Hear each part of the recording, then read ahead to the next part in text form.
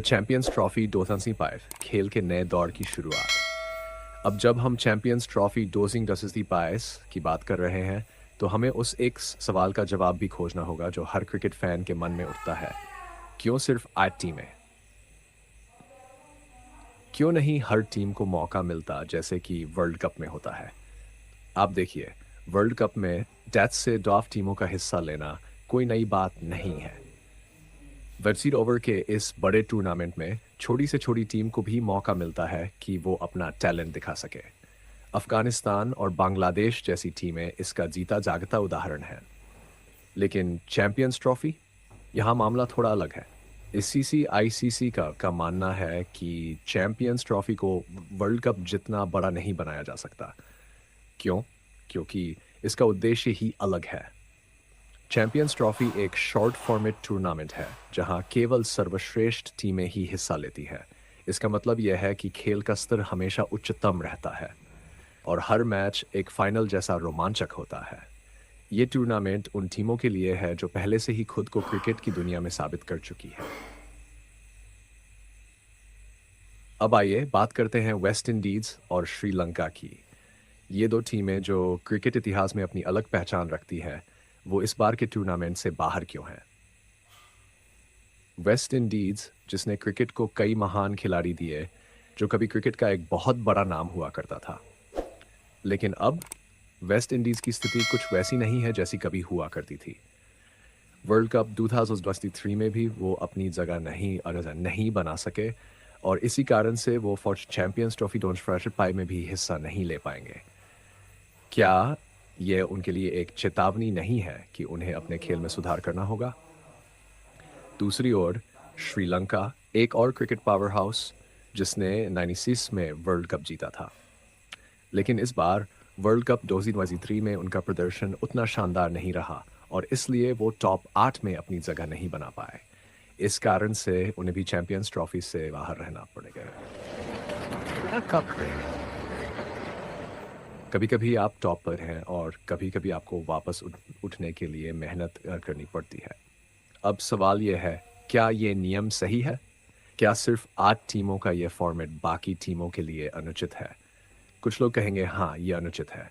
आखिरकार हर टीम को मौका मिलना चाहिए। लेकिन आईसीसी का दृष्टिकोण कुछ अलग है। आईसीसी का मानना है कि चैंपियंस ट्रॉफी उन टीमों के लिए है जो लगातार अच्छा प्रदर्शन करती आई है और ये फॉर्मेट इस बात को सुनिश्चित करता है कि हर मैच में प्रतिस्पर्धा का स्तर सबसे ऊंचा ऊंचा रहे। अब जब हम इतिहास की ओर देखते हैं तो हमें यह भी समझना होगा कि चैंपियंस ट्रॉफी का फॉर्मेट समय के साथ बदलता रहा है। 1998 से लेकर 2006 तक इसमें जैसे से बाफ टीमों ने हिस्सा लिया, लेकिन 2009 के बाद यह निर्णय लिया गया कि केवल 8 टीमें ही टूर्नामेंट में हिस्सा लेंगी और यही नियम अब 2025 के लिए भी लागू होता है। तो क्या यह फॉर्मेट भविष्य में फिर से बदलेगा, ये देखने वाली बात होगी, लेकिन फिलहाल हमें इसी नियम के साथ खेल को देखना और समझना होगा।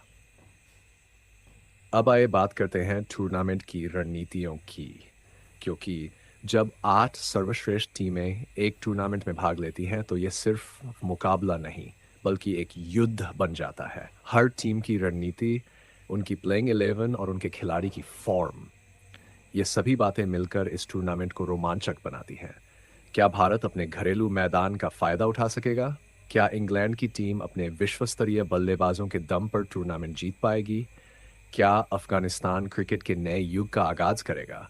ये सब सवाल 2005 की चैंपियंस ट्रॉफी को और भी ज्यादा रोमांचक बनाते हैं। अब कुछ और दिलचस्प बातों की ओर बढ़ते हैं।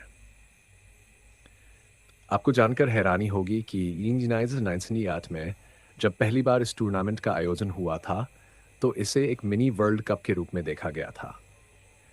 इसका उद्देश्य था कि ज़्यादा से ज़्यादा टीमों को एक प्लेटफॉर्म दिया जाए। उस समय इसे आईसीसी नॉकआउट ट्रॉफी कहा जाता था और इसमें 9 टीमें हिस्सा लिया करती थी। फिर 2000 में इस टूर्नामेंट का नाम बदलकर चैंपियंस ट्रॉफी कर दिया गया और इसमें एज एन एरर टीमें शामिल हुई। लेकिन 2009 में बड़ा बदलाव आया और तब से अब तक 8 टीमें इस टूर्नामेंट का हिस्सा बनती आई हैं। अब एक सवाल उठता है, क्या चैंपियंस ट्रॉफी को फिर से दाव टीमों तक बढ़ाया जाएगा? आईसीसी ने इस पर कोई स्पष्ट बयान नहीं दिया है, लेकिन ऐसा लगता है कि फिलहाल के लिए ये टूर्नामेंट 8 टीमों के साथ ही चलेगा। लेकिन भविष्य में क्या होता है, ये देखने वाली बात होगी। 2025 की ट्रॉफी खास होगी क्योंकि ये यूरोज़ 17 के बाद पहली बार हो रही है। आ, क्रिकेट फैंस के लिए ये एक बहुत बड़ी बात है क्योंकि इतने लंबे समय के बाद इस टूर्नामेंट का आयोजन हो रहा है। तो दोस्तों, चैंपियंस ट्रॉफी 2025 सिर्फ एक टूर्नामेंट नहीं, बल्कि एक क्रिकेट महाकुंभ होगा और हमें इस बात का इंतज़ार रहेगा कि कौन इस बार चैंपियन बनेगा। क्या भारत अपने घरेलू मैदान पर दबदबा बनाएगा? क्या पाकिस्तान अपने घरेलू मैदान पर इतिहास रचेगा? या फिर कोई और टीम चैंपियन बनेगी? ये सब जानने के लिए है। तो दोस्तों, अगर आप इस तरह के और भी दिलचस्प और रोमांचक क्रिकेट अपडेट्स चाहते हैं तो चैनल को सब्सक्राइब करना ना भूलें।